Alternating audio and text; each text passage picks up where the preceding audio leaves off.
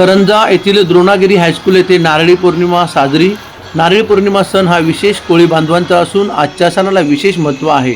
2 महिने समुद्रात मच्छीमारी बंद असते। कोळी बांधव सागराची पूजा करून नारळ वाहतात व सागर आता शांत हो, आमच्या कोळी बांधवांना भरपूर मच्छी मिळू दे, आमचे रक्षण कर।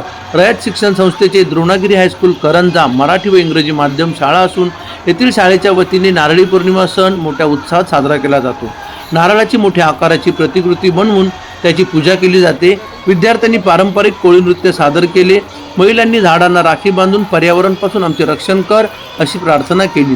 नारळाच्या प्रतिकृतीस मराठी माध्यमाचे chairman Sitaram Nakhwa, vice chairman Shri K L. Koli, Karanja gram panchayat sarpanch Ajay Mhatre, इंग्रजी माध्यमाचे चेअरमन हर्षद कोळी, करंजा मच्छीमार society chairman Pradeep Nakhwa, vice chairman Rajendra Koli मान्यवरांच्या हस्ते पूजा करून हार घालून वाजत गाजत लेझिम पथक, कोळी नृत्य सादरीकरण व नंतर मिरवणूक, शेवटी नौकेतून नारळ सागरास अर्पण करण्यात आला।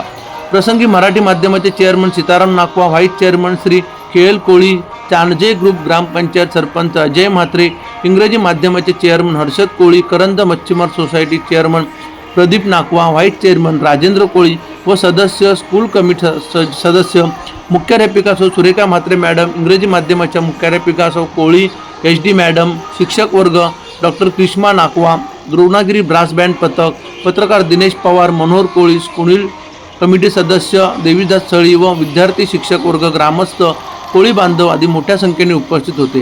व्हिडिओ जर्नलिस्ट दिनेश पवारसह दीपक कदम, मी 24 तास उरण।